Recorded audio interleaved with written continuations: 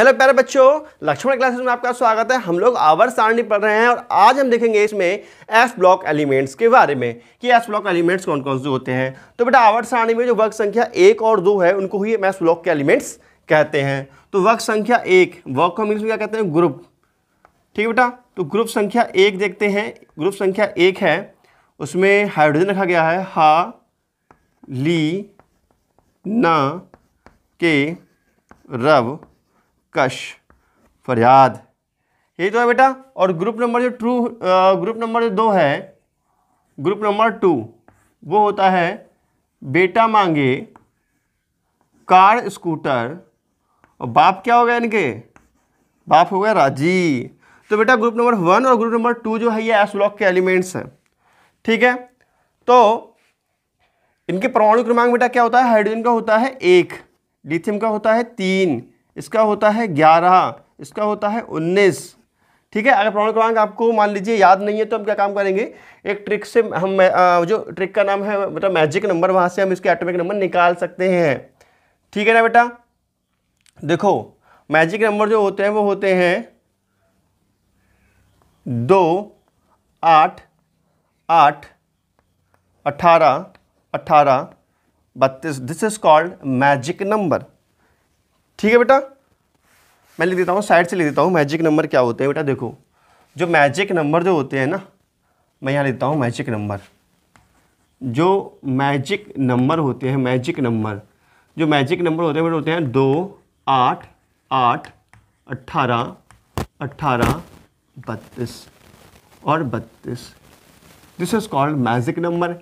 क्यों मैजिक कहते हैं? मैजिक नंबर इसलिए कहते हैं बेटा, हम किसी भी ग्रुप का अगर एक का परमाणु क्रमांक याद हो तो बाकी सबके हम निकाल सकते हैं मैजिक नंबर की हेल्प से। कैसे? देखो हम कैसे निकालते हैं, मैजिक नंबर की हेल्प कैसे ले सकते हैं वो देखो बेटा। जैसे कि यहाँ पे हाइड्रोजन का परमाणु क्रमांक होता है 1 है, तो 1 में बेटा 2 जोड़ दो। क्या जोड़ दो? 2 तो कितना प्राप्त होगा? 3। ठीक है, अब 3 में हम क्या जोड़ दें? 3 में बेटा क्या जोड़ें? 8। 8 जोड़ दें तो क्या प्राप्त होगा? 11। अब 11 में हम फिर से 8 जोड़ दें, फिर से 8 जोड़ दें बेटा, 8 नेक्स्ट आ रहा है तो क्या आएगा बेटा? 19। अब 19 में क्या जोड़ दें? 18 जोड़ दें। तो बेटा देखो 8, 8, 16, 1, 17। ठीक है, यहाँ से लगा 1, 1, 1, 2 और 3, इसका हो गया 37 का एटॉमिक नंबर हो गया बेटा। अब फिर इसमें क्या जोड़ दें? 18 जोड़ दें। फिर देखते हैं इसे कितना मैजिक नंबर आता है बेटा, एटॉमिक नंबर आता है। 8 और 7 कितने होते हैं बेटा? 15। हासिल लगा 1, 3 और 1, 4, 1, 5, 55 हो गया इसका एटॉमिक नंबर। ठीक है, अब इसका हमें निकालना है तो क्या काम करें इसमें बेटा? इसमें हम जोड़ दें 32 और ऐड कर दें। 32 ऐड करेंगे तो बेटा कितना आ जाएगा? देखो ये जाएगा 7 और 3, ये आ गया 87। ये इसके एटॉमिक नंबर हो गया। समझ में आई बेटा बात? ठीक है ना।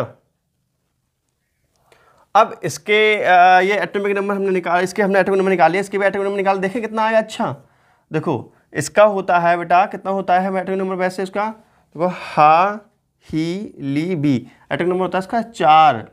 4 होता है। ठीक है, तो 4 में आप क्या काम करो, 4 में यहाँ पे जोड़ दो 8। 8 क्यों जोड़ेंगे? 2 क्यों नहीं जोड़ रहे? क्योंकि बेटा इसमें पीरियड नंबर यहाँ पे 2 ऊपर रखते हैं, पीरियड नंबर 1 गायब होता है ना इसमें, मतलब फर्स्ट पीरियड में ये नहीं होता है, इसलिए हम 8 जोड़ते हैं। तो 8, 4 कितना हो गया बेटा यहाँ पे? 12।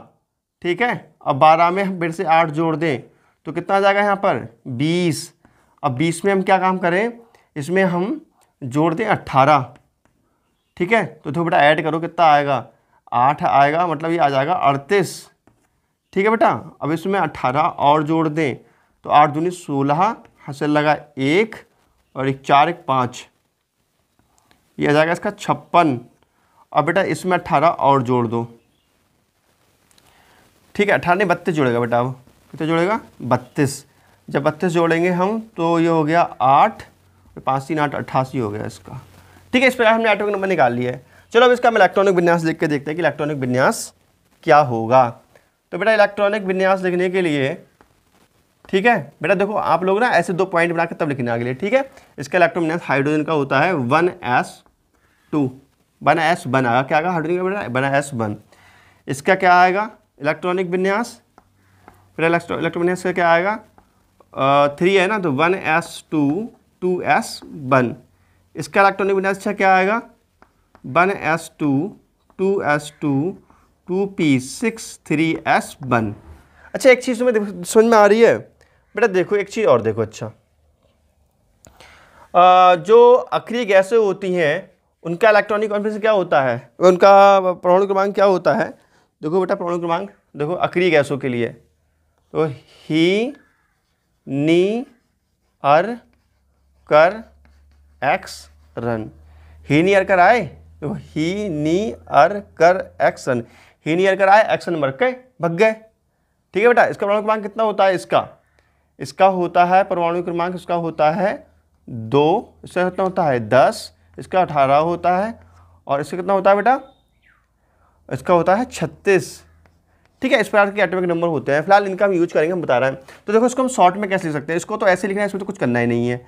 इसको देखो हम शॉर्ट में कैसे लिख सकते हैं, इसी चीज़ को देखना जरा, इसको हम शॉर्ट में कैसे लिख सकते हैं। इसको देखो बेटा, हीलियम का कितना होता है 2, कितना होता है इसमें 2 इलेक्ट्रॉन कितने होते हैं 2, तो यहाँ से हम 2 ये गैप कर सकते हैं, यहाँ लिख सकते हैं हीलियम, शॉर्ट में लिखने की बता रहा हूँ, हीलियम 2s1, ऐसे इसका इलेक्ट्रॉनिक विन्यास लिख सकते हैं। ठीक है बेटा, अब देखो इसका हम शॉर्ट में इलेक्ट्रॉनिक विन्यास कैसे लिख सकते हैं, ध्यान समझना जरा। देखो ये बेटा तो परमाणु क्रमांक यहाँ से यहाँ तक कितना हो गया, ये यहाँ से यहाँ तक हीलियम का हो गया, यहाँ से यहाँ तक कितना हो गया, ये 10 इलेक्ट्रॉन हो रहे हैं। तो बेटा 10 देख लो, इसमें नियॉन क्या आएगा, नियॉन, यहाँ पे 10 इलेक्ट्रॉन हम क्या लिख सकते हैं, नियॉन लिख सकते हैं। तो हम लिख सकते हैं नियॉन और 3s1। समझ में आ रहा है बेटा। ऐसे ही इसका इलेक्ट्रॉनिक विन्यास लिख सकते हैं। नियॉन के बाद क्या आएगा बेटा, अब नियॉन के बाद आएगा आर्गन, आर्गन उसके बाद में यहाँ हम लिख सकते हैं 4s1। ठीक है, आर्गन के बाद में क्या आएगा बेटा, क्रिप्टॉन, आर्गन के बाद में क्या आता है, क्रिप्टॉन, और यहाँ लिख सकते हैं 5s1। यहाँ पे क्या आएगा बेटा, यहाँ पे आएगा जीनॉन, यहाँ लिख सकते हैं हम 6s1। यहाँ पे क्या आएगा बेटा, यहाँ पर आएगा रेडॉन, क्या आएगा रेडॉन, और यहाँ हम लिख सकते हैं 7s1। समझ में आ रहा है बेटा, कुछ दिख रहा है इसमें, हमें ये दिख रहा है कि हमारा जो लास्ट इलेक्ट्रॉन है देखो 1s1, ठीक है, इसमें 1s2 2s1, मतलब लास्ट इलेक्ट्रॉन है ये बाह्य कोश के, जो लास्ट इलेक्ट्रॉन है बाह्य कोश के एस उपकोश में एंटर कर रहा है। समझ में आ रहा है बेटा, इसमें हमने इलेक्ट्रॉनिक विन्यास करा और देखा कि बाह्य कोश के यहाँ पर बाह्य कोश के एस उपकोश में इलेक्ट्रॉन प्रवेश कर रहा है। तो बेटा यहाँ पे बाह्य कोश के एस उपकोश में इलेक्ट्रॉन प्रवेश कर रहा है, यहाँ पे बाह्य कोश के एस उपकोश में इलेक्ट्रॉन प्रवेश कर रहा है, सब भी हम देख रहे हैं बाह्य कोश के एस उपकोश में इलेक्ट्रॉन प्रवेश कर रहा है। तो हम कह सकते हैं बेतत्व जिनका अंतिम इलेक्ट्रॉन बाह्य कोश के एस उपकोश में प्रवेश करता है। समझ में आया बेटा बात, देखो बेतत्व जिनका अंतिम इलेक्ट्रॉन बाह्य कोश के एस उपकोश में प्रवेश करता है एस ब्लॉक के तत्व कहलाते हैं। समझ में आया बेटा, एस ब्लॉक के तत्व किन्हें कहते हैं, जिन तत्वों का अंतिम इलेक्ट्रॉन एस उपकोश में प्रवेश करता है एस ब्लॉक एलिमेंट्स कहलाते हैं। बात समझ में आ रही है बेटा। अच्छा इसको भी देखते हैं कि ये एस ब्लॉक एलिमेंट्स हैं, अगर ये एस ब्लॉक एलिमेंट्स होंगे तो इनका जो लास्ट इलेक्ट्रॉन होगा वह एस उपकोश में जाएगा।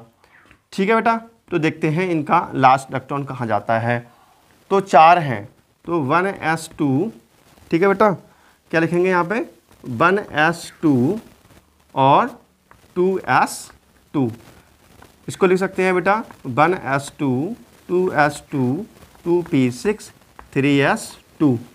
ठीक है, तो इसको हम अगर हम शॉर्ट में लिखना चाहें तो कैसे लिख सकते हैं, हीलियम लिखेंगे, हीलियम को लिखेंगे परमाणु क्रमांक बेटा 2, यहाँ तक हीलियम आ जाएगा, और फिर क्या आएगा 2s2।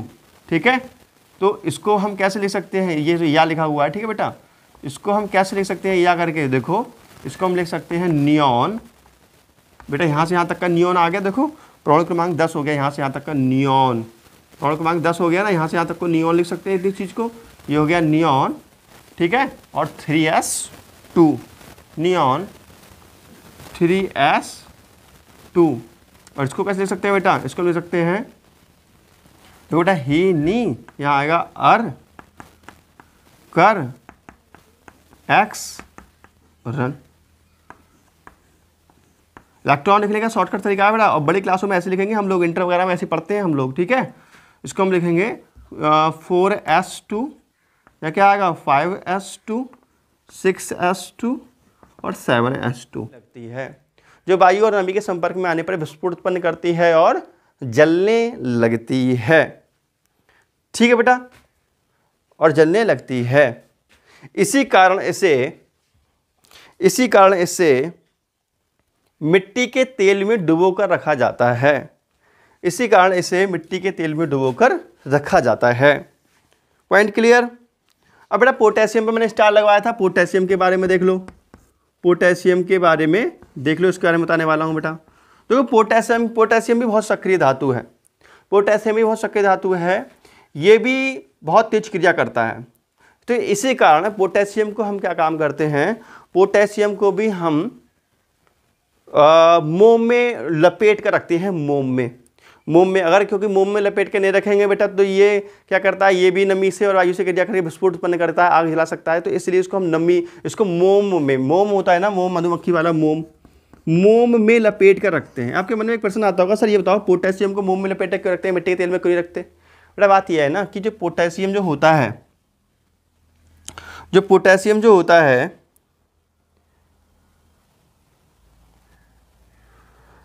देखो बेटा, जो पोटेशियम जो होता है ना कि ये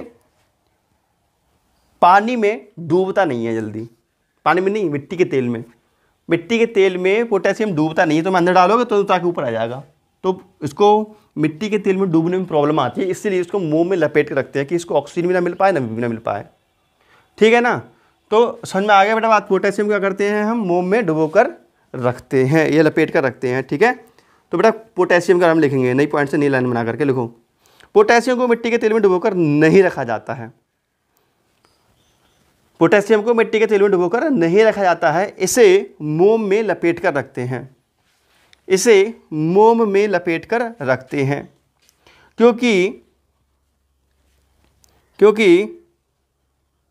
क्योंकि इसका घनत्व सोडियम से बहुत कम होता है, और ये मिट्टी के तेल में डूबता भी नहीं है, और ये मिट्टी के तेल में डूबता भी नहीं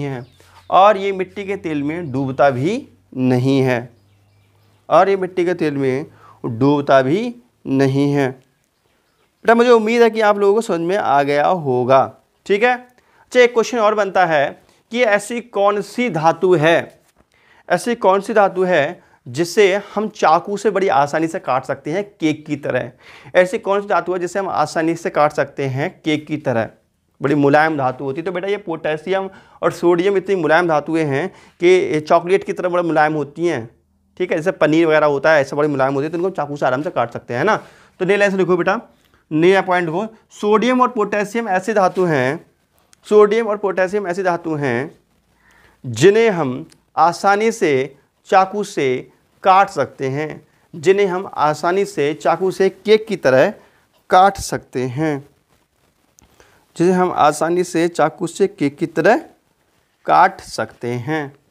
ठीक है बेटा। अब हमारा अगला टॉपिक है पी ब्लॉक एलिमेंट्स। आवर्त सारणी का बेटा पी ब्लॉक एलिमेंट्स को हम चर्चा करेंगे और वो हम देखेंगे नेक्स्ट वीडियो में। ठीक है, तो पी ब्लॉक के लिए काफ़ी हम विस्तार से चर्चा करेंगे। तो वीडियो अच्छा लगा हो तो लाइक कर दीजिए, चैनल कर दीजिए सब्सक्राइब। तो मिलते हैं नेक्स्ट वीडियो में, तो नमस्कार, जय Hind, Vande Mataram, okay, bye bye.